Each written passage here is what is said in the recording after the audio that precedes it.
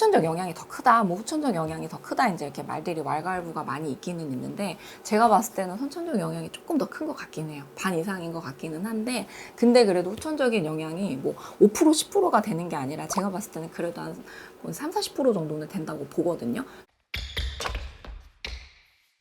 뼈나이 검사라고 해가지고 보통 성장판 검사라고들 이제 알려져 있는데, 왼쪽 손목 뼈를 찍어가지고 보는 거예요. 그래서 여기 왼쪽에 손목에 이제 동글동글한 이제 뼈들이 좀 여러 개가 있는데, 그런 뼈들의 성장판이 열려 있는 정도에 따라서 지금 뼈 나이가 뭐 5살이다, 뭐 7살이다, 뭐 이제 이렇게 해가지고 실제 지금 달력 나이랑 그 다음에 뼈 나이가 항상 동일하진 않거든요. 그래서 그 여부를 이제 보는 검사가 있고요. 근데 요거는 약간 아이 컨디션에 따라서 매번 항상 똑같이 나오지는 않아요. 그때 조금 바뀔 수도 있어가지고 간단하기는 하거든요. 방법이 그냥 엑스레이만 찍으면 되니까 아이들도 막 그렇게 무서워하지 않고, 그래서 요 검사를 가장 일단 기본적으로 많이 하는 편이고, 근데 요거는 약 말씀드린 대로 약간 그런 단점들이 좀 있어서 정확하게 보려면 이제 혈액 검사 를 하게 되고, 혈액 검사 이제 이렇게 피를 뽑아서 이제 해야 되는 체열 검사이기 때문에 시간도 조금 걸릴 수가 있고, 그 다음에 아이들이 조금 힘들어할 수도 있어요. 네, 그래서 이제 내가 좀 더 정확하게 보고 싶다,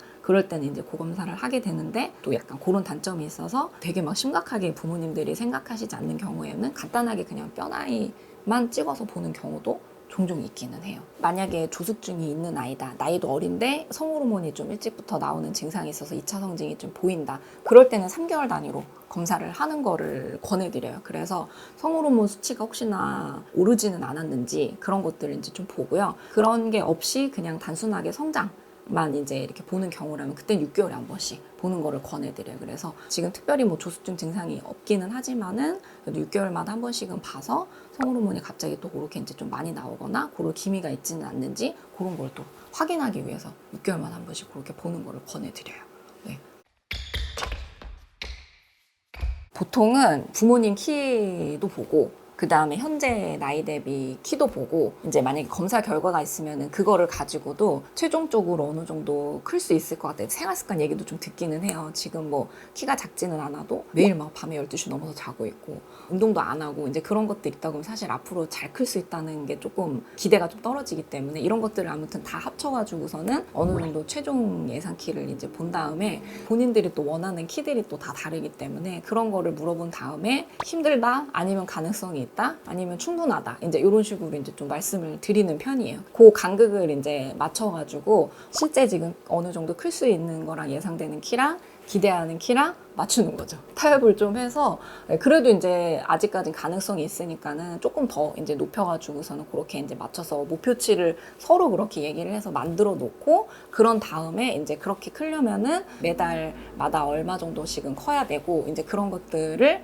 이제 계속 추적해가지고 관리하면서 치료를 해나가고 있어요. 워낙에 키가 작은 친구들이 있어요. 그러고 이제 뭐 아버님이 이제 키가 170이 안 되시는 경우들, 그런 경우면은 사실 180까지 바라지도 않아요. 그런 경우는 내 아이가 그냥 170 중반, 그러니까 평균만 돼도 좋겠다, 그런 경우도 있기 때문에 그거에 최대한 이제 일단은 목표를 맞춰서 가고, 나중에 키가 그렇게 컸다 그러면은 추가로 더 클 수 있는 가능성이 보이면은 그때는 175 이상도 클 수 있을 것 같으면은 더 목표를 잡고 더 치료를 할 수도 있죠. 그렇게 해서 실제로 더 크는 아이들도 있기는 하고요.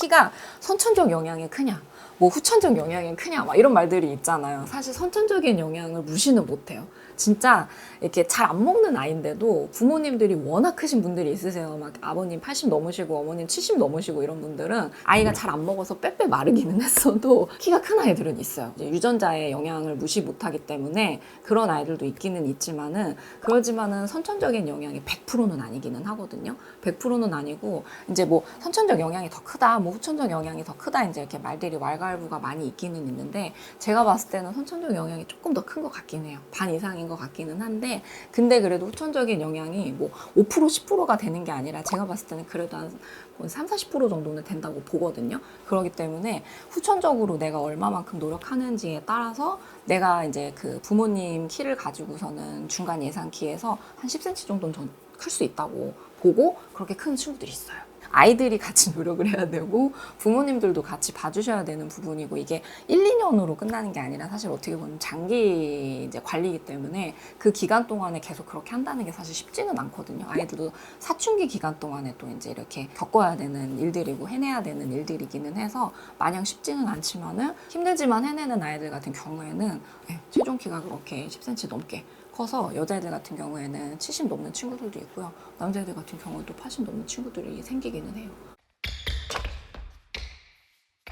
예전에는 사실 저희 어렸을 때만 해도 이렇게 먹고 사는 게 좀 이제 그런 게 더 중요했었잖아요. 지금은 이제 워낙 먹는 게 이제 뭐 흔해지고 뭐 너무 잘 먹는 시대가 됐지만은 그러니까 그런 시대 때는 사실 막 키를 막 많이 키워야 된다라는 그런 거에 사실 크게 관심들이 있지는 않았었고 오히려 그때는 이제 그냥 많이 먹어서 어렸을 때 뭐 살이 찌면은 나중에 그게 다 키로 간다. 그러니까 그냥 무조건 많이 먹어라. 이제 그런 위주였었잖아요. 근데 결국에는 물론 그래서 큰 친구들도 있지만은 그냥 살만 쪄서 나중에는 이제 성인 비만으로 그냥 이어지게 된 경우들도 그냥 있게 되고 사실 이제 이게 약간 좀 시대가 이렇게 조금 변하면서 외모도 어떤 이제 아이의 어떤 경쟁력, 스펙이 되는 것들로 이제 이렇게 좀 더 많이 이렇게 관심들이 가져지면서 생긴 거긴 하고 사실 치료법은 옛날이랑 지금이랑 크게 다르지는 않아요. 그러니까 옛날에도 이제 잘 못 먹고 그다음에 유난히 또래에 비해서 좀 이렇게 왜소하고 그런 아이들을 좀 건강하게 만들어주는 그런 이제 치료 처방들이 있었다면은 그러면서 이제 아이가 좀 덜 아프고 그다음에 이제 몸이 좀 편해지고 잠도 좀 더 잘 자고